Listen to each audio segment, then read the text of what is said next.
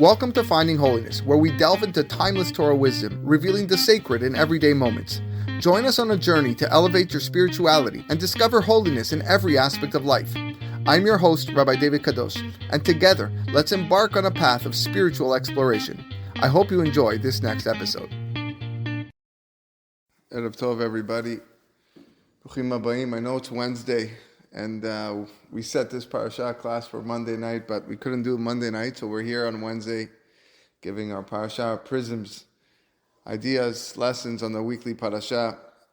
I'll start off by saying today wasn't an easy day in Klal Yisrael, to say the least.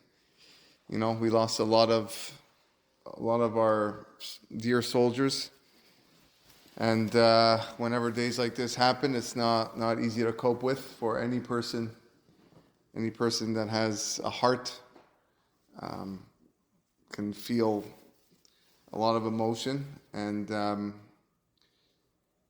dedicate today's class, B'ezrat Hashem, to those soldiers that perished, and Hashem Yikom Damam. And Hashem should continue to protect Klal Yisrael, the current Chayalim that are on the grounds, in the boots or in the tanks or in the air or on the sea, that they should have lots of hatzlacha during these very tumultuous times. We are studying Parashat Vayera.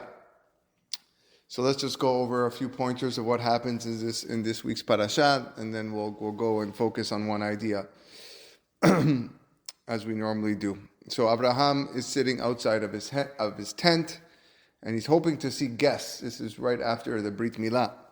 Hashem visits Abraham because he's not feeling so well. Bikur Holi, Hashem actually visits the sick. Abraham sees 3 travelers dressed up like Aravim and invites them to come and rest, to come and eat. And the travelers are actually angels, and one of these angels tells Abraham that he and Sarah are going to have a baby boy in 1 year. The other one's coming to heal him, and the third one is coming to inform him of the destruction of Sodom. Sarah thinks she's too old to have a child, but Abraham tells her, listen, Hashem can do anything he wants. Then Hashem goes on to tell Abraham that he's going to destroy Sodom because all the people there are evil. Abraham argues that if there are tzaddikim living in the city, then the city shouldn't be destroyed. He starts at 50 and he makes his way all the way down to 10. Convinces Hashem that if there was 10 righteous men in the city, that he should not destroy the city, but there were not even 10 tzaddikim, and it had to be destroyed. And Sodom is destroyed by a rain of fire. Abraham's nephew Lot and his wife and their 2 daughters escaped the destruction because of the assistance of the angels. Lot and his family were warned not to look at the destruction while it was being destroyed. Lot's wife dismisses that instruction, turns back, and looks away. She turns into a pillar of salt. Lot, thinking that the world has totally been wiped out, is left with him and his 2 daughters, and they have children, Ammon and Moab. Abraham then moves to Gerar, and the king of Gerar is Avimelech, who kidnaps Sarah. Hashem comes to Avimelech in a dream and tells him that this Sarah, she's a holy woman belonging to a holy man, and he warns him to return Sarah. He is stricken with an illness, him and all of his men. Avimelech sends her back, gives gifts to Abraham and Sarah as well. There is a whole fight with some wells that turns out to be the current city of Be'er Sheva, of 7 wells. Then Abraham and Sarah have a child. Finally, Yitzchak is born in this week's parasha. And the end of the parasha, arguably one of the highlights of the entire Torah, is the story of Akedat Yitzchak, the story of the binding of Yitzchak, where Abraham is tested with his final test to sacrifice his son, and he almost goes through with it, if not for the heavenly decree from above to stop, because he passed the test. So that is the parasha in a nutshell. I want to focus today, with your permission, on the opening idea that I mentioned of the parasha, right? What happens right at the beginning. Hashem comes to visit Abraham in his home. He appears to him. Vayera elav Hashem belone mamre vehu yosef petach ha'ohel kechom hayom. Abraham is standing there at the entrance of his tent, and the Torah tells us in the heat of the day. It was an extremely hot day. An idea or a point that seems to be irrelevant. Why do I care the temperature of the day? First of all, generally in Israel, it's always warm. Down south, it's even warmer. But okay, why do I need to know that it's kechom hayom? This is a question that Rashi addresses. And he says the following. Hotzi hakadosh baruch hu chama minartika. That Hashem took out that day, he removed the sun, and he exposed it in a way that it was extremely hot. And the reason why he did this, shelo lehatricho be'orchim, so that Abraham not to be bothered with guests. When it's too hot outside, people will stay indoors in the shade of their tents, and they won't be traveling. And Abraham was a person who had his tent always open, welcoming guests. And being that Abraham had just received the Brit Milah, Hashem didn't want Abraham to be bothered while he was recuperating from his personal surgery. Ulfi shera'ahu mitzta'ir. But when he saw Abraham so distressed that he couldn't perform this mitzvah of hachnasat orchim, of hospitality, shelo hayu orchim ba'im, heviya malachim alav bidmut anashim. So Hashem says, wow, he's so upset, and he sends him angels in the appearance of men. And the rest is history. What's this idea that Rashi says, Ra'ahu mitzta'ir? He saw him distressed. And that's why he brought malachim. That's why he brought angels. I want you to imagine a child who missed a lot of school. Throughout the year, he didn't come to class a lot. Half a year, he missed class during various intervals. He was either on vacation, or there was a time where he was sick, and he was hospitalized. Couldn't come. At the end of the year, all of his friends receive their diploma to pass to the next grade. Here's your report card. Congratulations. You have graduated to grade 7 or to grade 8. And this child receives a report card. And it says, so sorry, but you will have to redo grade 6. You have to redo grade 6. And the child comes to the teacher and he cries, please, I want a diploma. I want a report card. I want to move forward. The teacher says, how can I give you a report card if you were never in class? You were barely here. What do you expect me to give you? So the child says, but I have an excuse. I was sick, I was ill, I have a doctor's note. Please. You're right, says the teacher. But the fact remains, you weren't in class. So to receive a report card, to receive something, I can't pass you. The child begins to cry. Please, please. All of his mercy begging. I want to go to grade 7. Look at all my friends, all going to grade 7. So the teacher finally gives in and says, you know what? Here's your pass. Go to grade 7. So the child's all happy. He goes back to the friends. And he says, look, I made it to grade 7. And the friends look at him and he says, was it a joke? What did you do to earn it? You don't have any grades. You have any grades on your report card? You have no grades. It just says you pass. It's just a pass to get in. But you don't have grades. So the child goes back to the teacher and says, please, can I have some grades? Can you give me some grades? I want to show my friends that I've done something. So the teacher says, but you weren't in class. How can I give you grades if you weren't in class? I can't pass you. Go to grade 7 with your friends. Said there, but I can't give you grades. In the Lashon of the Gemara, this is called ones. The Gemara tells us, ones keman de la avidami. someone who is anus, someone who is held back because of circumstances out of his control, it's keman del avidami. It's like he didn't do it. He's not punished because it wasn't his fault. But at the same time, you can't say that he did it because he didn't do it.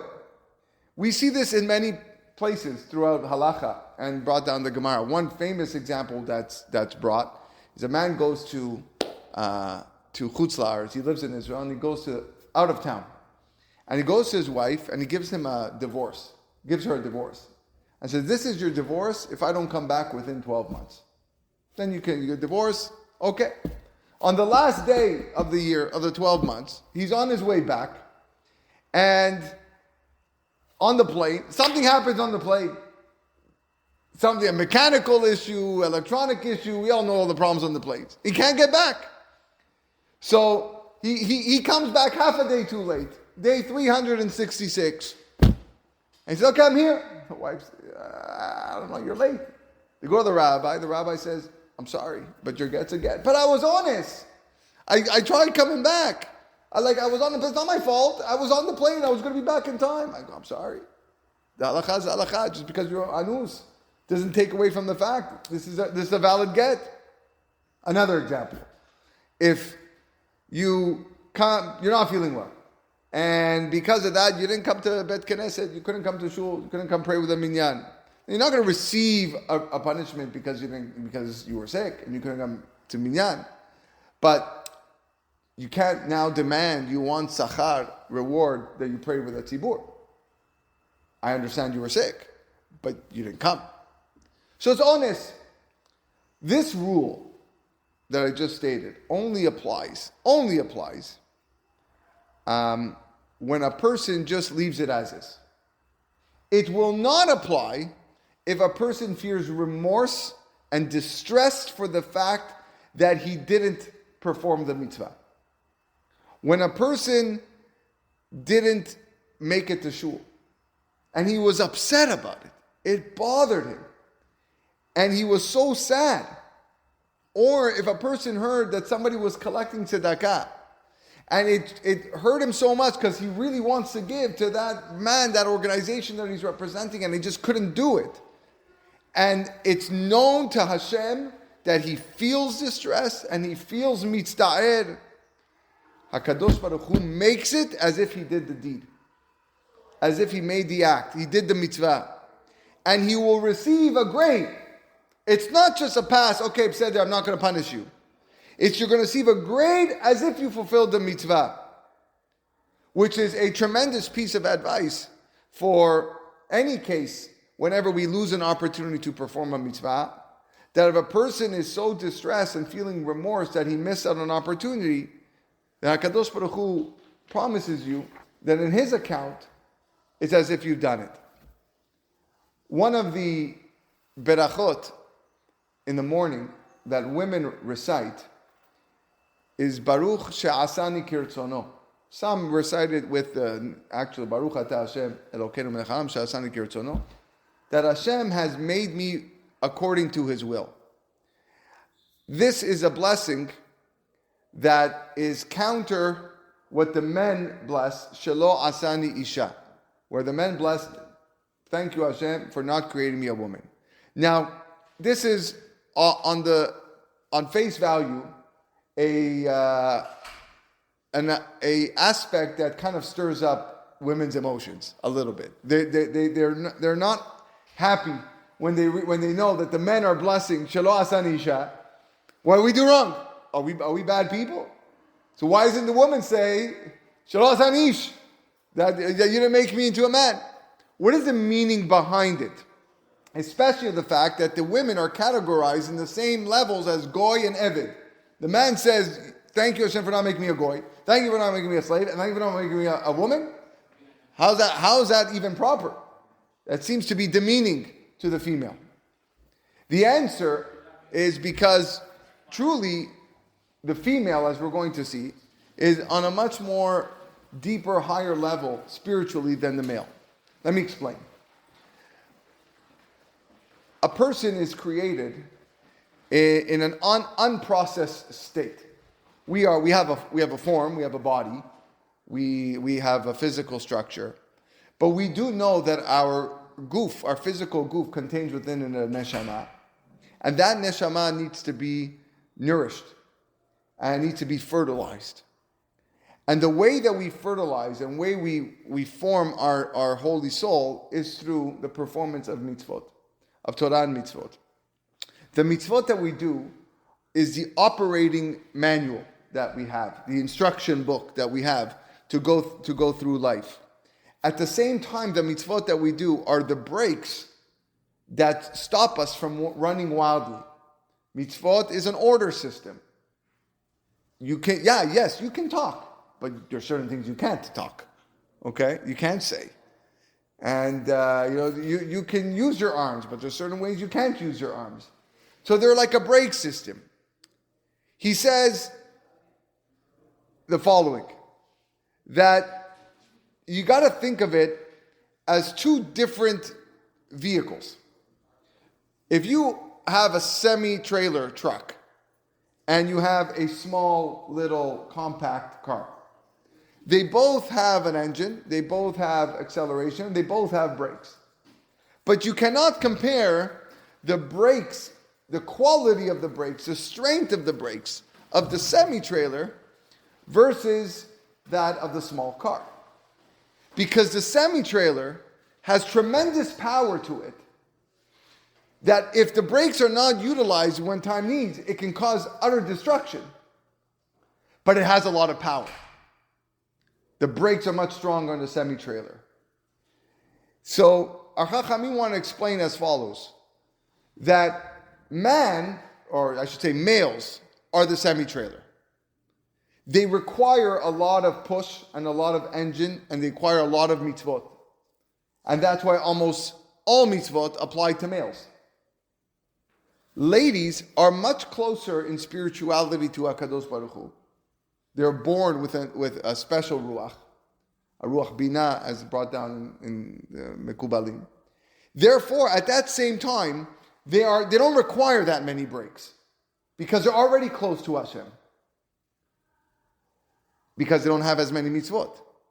I don't need to nourish my neshama as much as I do them as the man has to do. The blessing of she'asani kirtzono is the woman understanding where she stands in life. She understands her closeness to God already from birth, her spiritual being, but at the same time, she's expressing her tza'ar.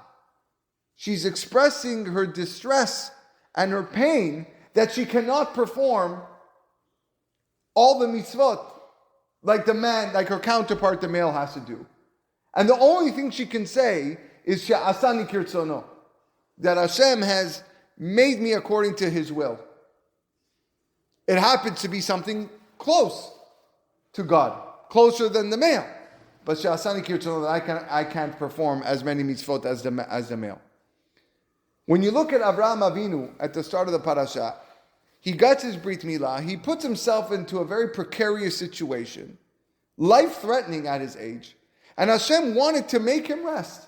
I'm not going to now bombard you with a lot of guests that you're used to.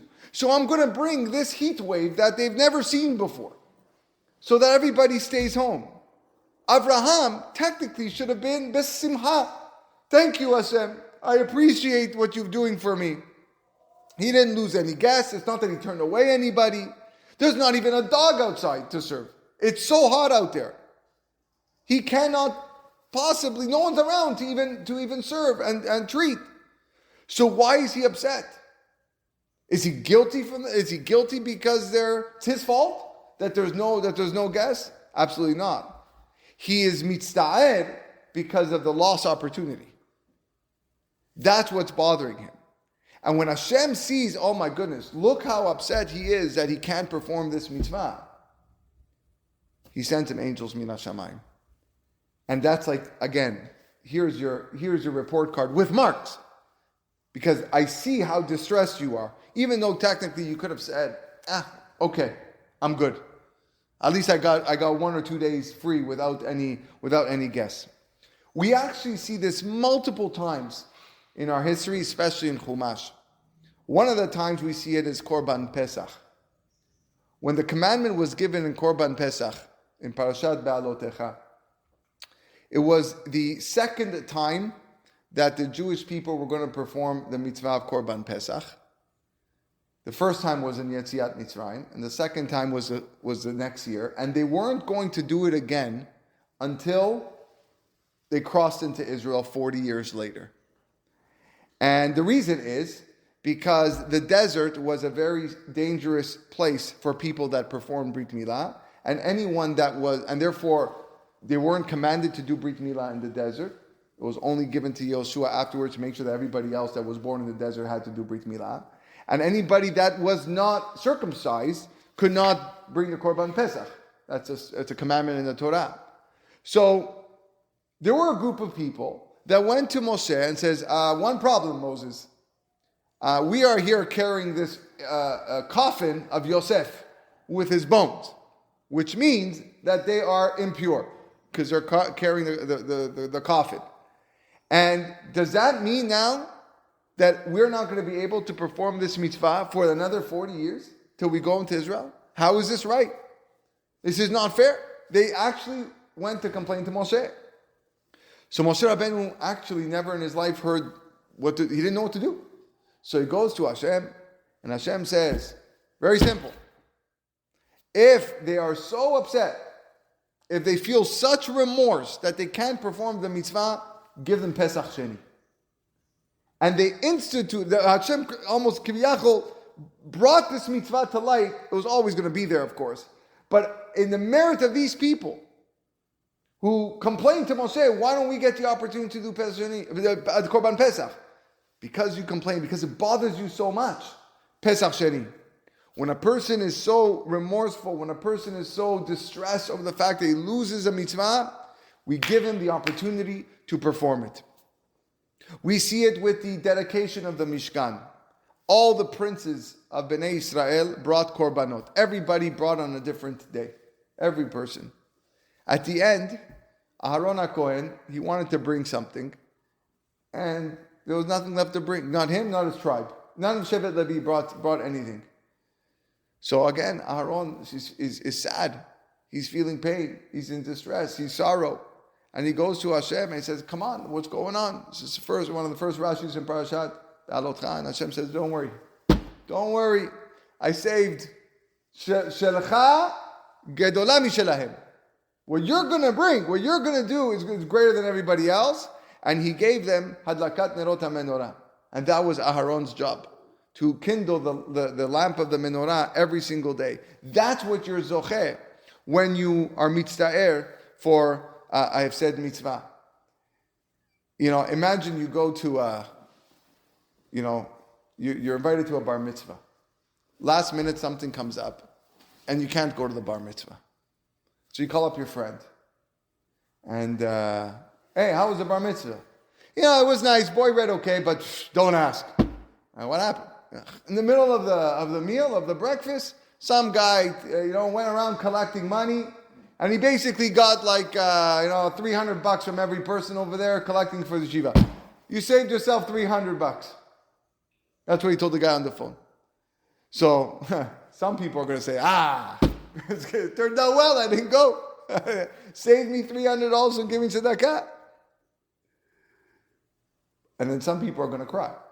And some are going to say, I missed the opportunity to give tzedakah to somebody who needed the tzedakah. The Chafetz Chaim famously writes, he says, you want to know why so many Jews give millions and millions of dollars to university around the world and colleges, but so few give money to yeshivas? Why is that the case? He says, because they don't have the zechut to give. They don't have the merit to give to Torah institutions, to Torah mitzvot. You have to have zechut. To give to a university, to a college, easy to have zechut. You don't need zechut. You just give. But to actually go and give to Torah institutions, you got to be worthy for that. One story of a man that came to the Chafetz Chaim, and said, collecting, I don't know, 1,000,000 rubles for whatever yeshiva. He goes, 1,000,000 rubles, here's 1,000,000 rubles. And he was ready to write a check for whatever it cost to the Chafetz Chaim to pay for the whole yeshiva. Chafetz Chaim says, thanks, no thanks. What do you mean? He says, what, you're going to get the whole mitzvah? You can't get the whole mitzvah. There's other people that want to have a zechut to give. And I have to give opportunities to everybody. Can you imagine? Nobody in today's world will do that. If somebody comes to you and says, I'll write a whole check and pay your whole building off, who's going to say, no, please keep your check. I'm going to go and collect from everybody else. But Chafetz Chaim understood that people have zechuyot to give. Aaron was so upset that he couldn't participate in the matanot, in the donations of the Nesi'im. He says, this is not fair. But he could have said, I was anus. It wasn't my fault. No one even asked me to give. Everyone, they took it all. By the time I got to the page and I saw, donated. Done. Okay, finished. Everything's done. He could have just walked away. But no, he went to Hashem and says, not fair. Not fair. I'm going to make sure you give something. Yours is bigger than theirs. Hadakat amenorah. So then you fast forward to the end of this week's Perashah, the story of all stories, and you have Akedat Yitzchak. And the Akedat Yitzchak, the binding of Yitzchak, the Bet HaLevi says something amazing. He says that many people know, he says the following, he goes, the Nisayon of Abraham was greater than the Nisayon of Yitzchak. Abraham's test was greater than Yitzchak's test. That's why it's called Abraham's test. And the reason is because it's much easier to give your life over, l'shem shamayim, to die, than to live, l'shem shamayim. To go and die, l'shem shamayim, okay, here, done, over. But had Yitzchak actually died, Abraham would have to live the rest of his life with this feeling. And that test was what made his Nisayon called in his name. The test called is Abraham's Nisayon. It was Abraham's 10 tests, not Yitzchak. Which poses a question. If that's the case, then why do we call it Akedat Yitzchak? Why is the title of the story called Akedat Yitzchak? On Rosh Hashanah and Yom Kippur, we constantly refer to this story. Va'akedat Yitzchak hayom lezarot yizkor. That the binding of Yitzchak should be for his descendants to remember. Why not call it the Nisayon of Abraham to remember? The answer is because we connect to it more. For us to see what Yitzchak did is like, wow. You learn it as a child. That's an unbelievable feat.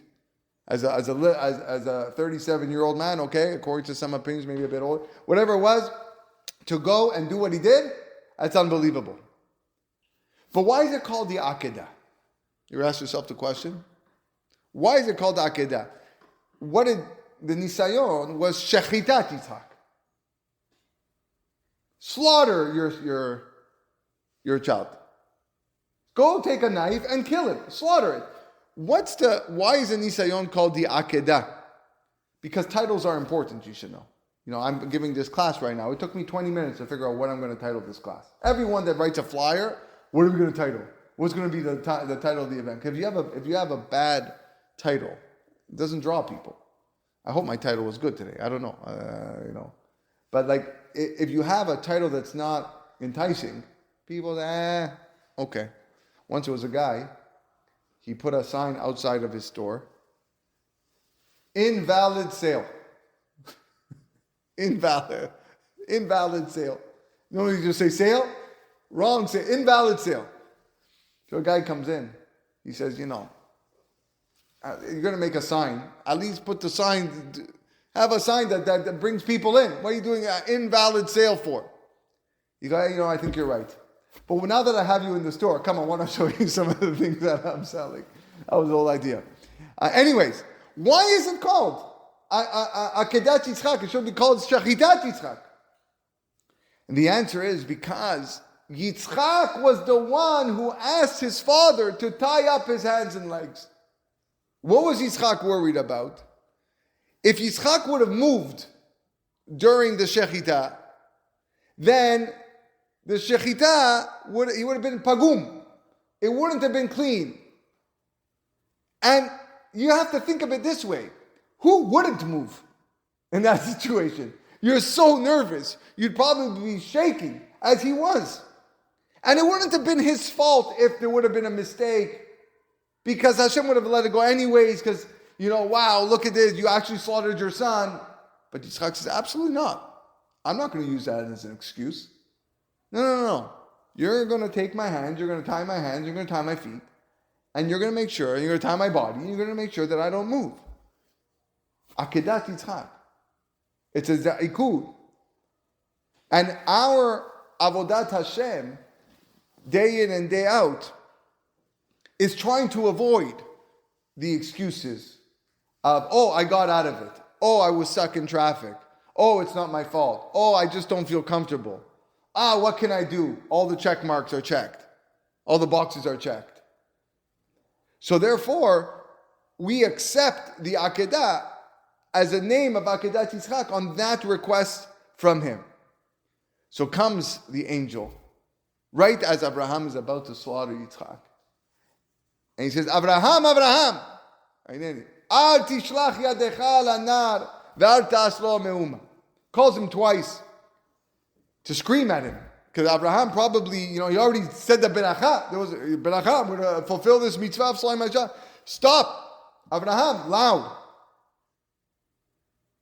Al tishlach yadecha lanar. Don't stretch your hand over the boy, and don't do anything to him. Why the double lashon? Why is there? It seems to be repetitive. If you just say, "Don't stretch your hand on the boy," what is that? Okay, then leave him alone. Don't do anything to him. So Mefarshim brings down that when he said "Al tishlach yadecha la'nar," Abraham understood that to mean, "Don't kill him." But then Abraham says, "Okay, maybe I'll cut off a hand. Maybe I'll cut off a bit of his ear. Maybe I'll pull out a tooth. I'll do something to him to show that I really want to do this." And that's when they said, "Al taslo me'uma." Don't do anything to this boy. He's going to be tamim. He's got to be perfect. Now I want you to stop and think. Like we said last week, Maaseh avot siman labanim. If you were Avraham Avinu at that moment, and there was even the smallest way out of this predicament and this experience, are you going to sit there and argue? You love your son so much. Et bincha asher ahavta. You love your son so much, and God says, "No more, done." You'd be sweating, you drop the knife as fast as you can. Thank God I don't have to do this. Thank God I don't have to do this. But Abraham was not ready to release the mitzvah. He's not looking for excuses. That's it, I'm done, I'm free, I'm exempt. He wants to do it because I'm going to lose this opportunity of a lifetime. Let me do something. Let me pull his teeth. Let me give him a slice on his finger. Let me crack a bone. Something. And because of that, the next pasuk is, Vayisa Avram et einav. Avram raises his eyes, Vayar ve'ineh ayil, and he sees a ram. Nechaz basevach berkarnav. He looks up. He's in so much pain that he couldn't perform the mitzvah. But Hashem gave him the opportunity. Here, you have an ayil. It's here for you. When you are in pain, when you're distressed that you can't perform one of God's commandments, Hashem will make it happen. He'll give you the second Korban Pesach. He's going to give Aharon the opportunity to light the menorah. Abraham is going to receive angels to serve. And Yitzchak is going to have this Akedah called in his name. They didn't fulfill the mitzvah, but they still got check marks. They got check marks for doing it. They got a grade. Here, you pass and you got grades. And that's the tsar we have to feel whenever we don't have an opportunity or we lose an opportunity to do a mitzvah. And right after the Akedah, an angel calls out again to Abraham. And it says, Vayomer binishbati num Hashem, ki yan asher asita tadavar hazeh, because you did this, velo chasachta bincha yechidecha, and you didn't withhold your son, And Al-Chachamim asked, didn't he say this line already? He already said this line. Velo chasachta et bincha yechidecha. And you didn't withhold your son. Why is the angel coming back again? And the answer is, because the first time around, the angel was giving him the pass. Okay, you can go to grade 7. All right, good. You didn't withhold your son. You put him on the altar. But the second time, he was giving him credit for actually doing the work. The second time, he gave him the grades. And if you pay attention to the pasuk, Yan asher asita et hadavar hazeh, that he did it, but he didn't do it. He didn't slaughter his son. Keilu asita.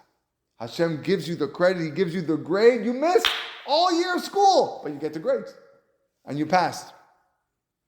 There is an incredible Gemara in Masechet Yuma, Daf Lamed Chet, that talks about Nikanor, who was bringing the doors of the Bet HaMikdash by boat on the way to Jerusalem. And he prepared these gorgeous gates of iron, and he brought these doors on the boat to travel from Alexandria to Eretz Israel.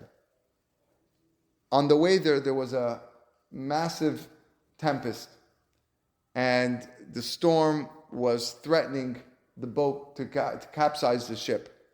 And he needed to lighten the load. And as many of us know, whenever you have to lighten the load, the first thing to go are usually the mitzvot, right? You have a child that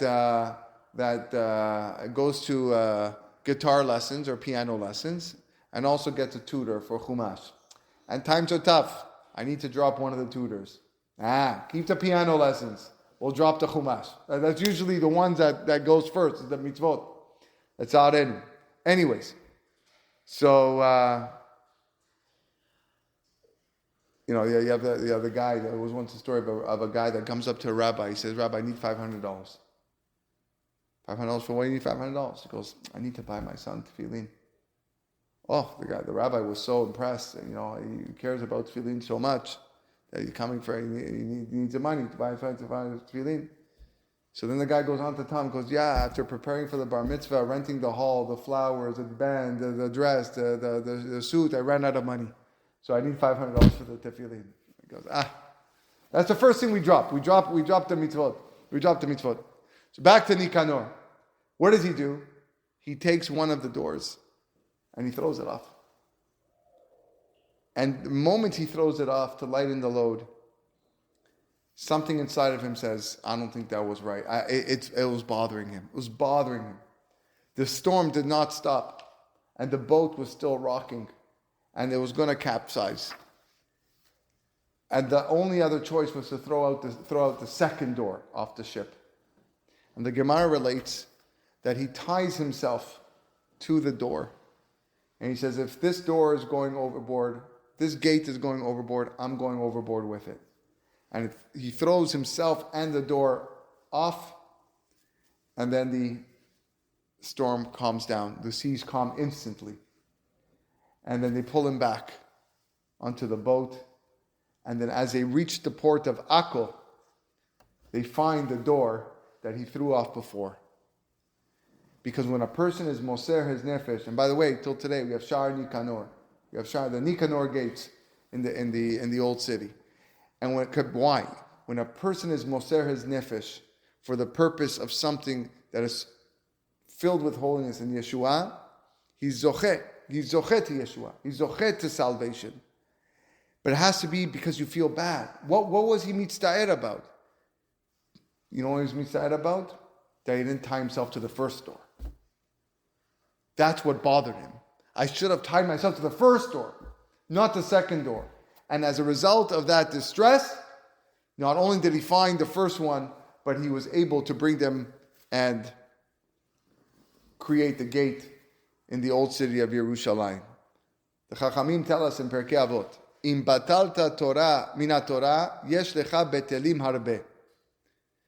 Kenegdach. Im amalta baTorah, yesh lo sachar habe liten lach. Which means, if you have wasted your time away from Torah, you should know there's a lot of wasted things in front of you. And if you dealt a lot with Torah and you engage in Torah, you should know that you're going to have a lot of reward waiting for you. Some of the rabbis want to ask, what is this word harbe? A lot. The Mishnah should have said, "In bitalta Torah, yeshcha betelim." If you waste your time in Torah, you have wasted things. What's harbe? If you engage in Torah, yeshcha sachar. What's harbe sachar? So I want to tell you a mashal.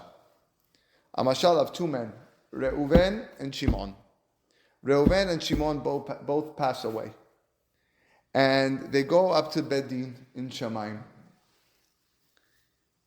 And the first one to enter Bedin is Reuven.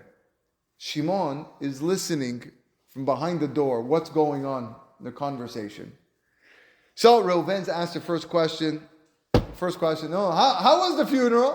Funeral was great. It was great. Nice weather, gave nice eulogies. Okay, in the room there was air conditioning. People said nice things about it. Okay, good. Tell me, you conducted business properly? Yeah, I conducted business. Be'emunah, yeah, okay. Second question. You learn Torah? Did you set times to learn Torah? So Reuven says, listen, I need a parnasa. I need to go work. And I couldn't learn from morning to night. I needed to go provide for my family. 8 hours I worked by the port. I was a merchant. And what did you do after the 8 hours? So he says, well, I came home and I was sweaty, dirty from the work that I had to do. And I couldn't learn in that, smelling and sweating. So I took a shower for 15, 20 minutes, like most people take a shower. And then, what did you do? Then I sat down and I ate dinner with my wife for half an hour. Okay, what did you do afterwards? Then I went to the kollel and I learned for 30 minutes with somebody. Okay, so Shimon is listening to the psak din, back and forth, and they stamp to him, you have 9.5 hours of learning per day. Now, Shimon can't believe it. This guy got 9.5 hours learning per day. That's amazing. Next, calls Shimon. Shimon comes in. Okay, so you learned Torah? Listen, I had parnasa. Okay, how many hours did you work? He goes, I worked 8 hours. My main job was 8 hours, but I added another 2 hours during the day, side hustles, side income to make some more money. Okay, and afterwards, he goes, listen, I didn't really have time to go shower, but I used to go to my friends. He had a nice little swimming pool and jacuzzi. There was a time I used to go and relax over there. Okay, and after that, afterwards, often I didn't just eat at home. I went to an Italian restaurant. Sometimes it was a Mexican restaurant. We ate some nice food. Okay, and after that, he says, then I went to the kollel and I learned an hour. Half an hour more than Reuben. I learned an hour. He's all proud of himself. So, the angels are talking among themselves. Psak din, 1 hour of learning a day. Shimon gets up, 1 hour? What's going on? What do you mean 1 hour? He's all upset. Discrimination. How could this be? This guy, you gave 9.5 hours. Me, I learned more than him. And you're giving me 1 hour. How can it possibly be? And the angels look at Shimon and he says, don't you get it? Reuven was anus. It wasn't his fault. This was things that he wanted to do. He just couldn't. He had to provide for his family. But whenever that final moment came that he could finally learn Torah, he went and learned. You went swimming. You went jacuzzi. You went to fancy restaurants. You made your parnasa. You wanted more parnasa. And then at the end, you decided you're going to learn an hour. You only get an hour. Him, we're counting the whole entire day. And that's what the Mishnah means. Im batalta min haTorah yeshlecha betelim arbeh. If you found a way to leave and ignore and waste your time, you should know that you got a lot more wasted time on your hands. It's not just the fact that you wasted time from Torah. Your whole life is a waste of time. And if you are osek b'Torah mitzvot, if you made it a part of your life, then you should know yeshcha sachar habeh. Even to the point where you didn't do it. I didn't learn 9.5 hours a day. I couldn't. It was just physically impossible. I wanted to, but life didn't allow me to. So I gave it half an hour. Because after I spent time with my wife, that she needs my company, and I had to shower, and then this. That's where I learned. Hashem is saying, because you felt that tzad, you're mitzta'er on what you couldn't accomplish because you wanted to accomplish, here's your report card. And your report card is not just a pass. Your report card is with grades.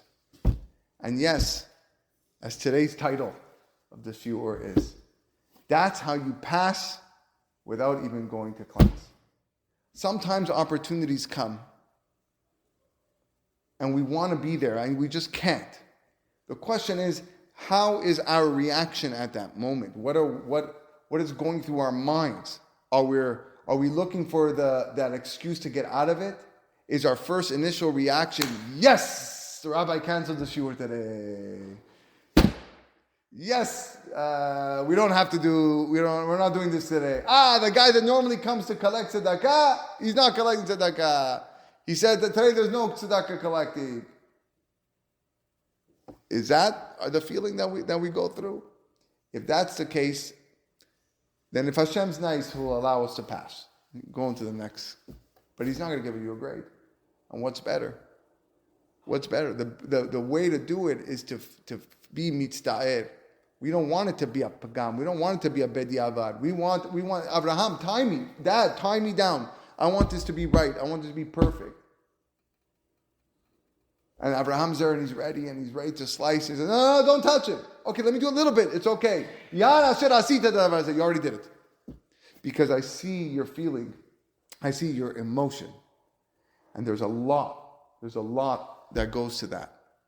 So every time a person goes through that, part of his life where he wants to, where opportunities come and they get missed, don't dwell on it and say, okay, whatever, sit up or to be in, right?